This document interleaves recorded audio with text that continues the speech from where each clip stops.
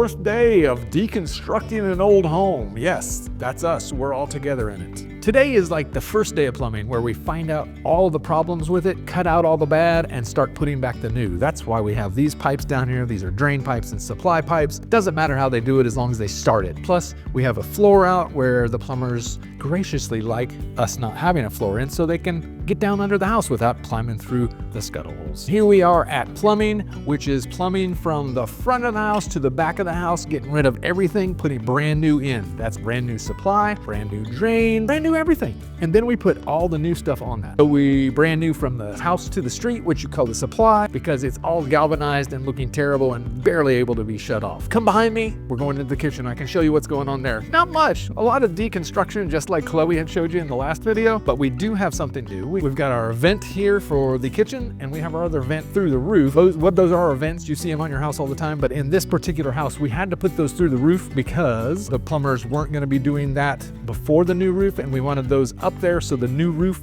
could be properly booted and everything on those new vent lines. We got them through. That was a good plus here. This galvanized, this is being replaced. Gonna have PVC in this place. Look at all that crap over the last 50 or 60 years. Crazy. It's kind of like your arteries with french fries. That's exactly what it is. That's in the water that's coming in the house. Rust and probably a bunch of other stuff. I don't know what all it is, but I know rust is one thing that does show up on your sinks. Over here, we're gonna have fridge. This is an ice maker thing that's gonna go in there.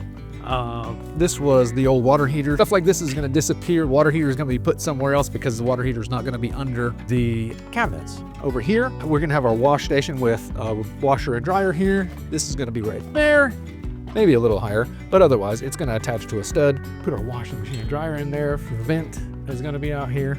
So just a small synopsis of what's going on. But like I said, you can't bite it all at once. We have different days, people do different things. Sometimes we have 3 people here taking small bites of the whole job. So quick sneak peek of what we did last week. We came in here, there was a bunch of rotten wood we needed to cut out, a bunch of bottom plates we needed to replace, a bunch of floor joists, and these ceiling joists above us that were rotten from probably 8 years of leaking and just having a faulty roof. And the faulty roof and the faulty tub and a faulty toilet are what caused all this. But this is what we did last week.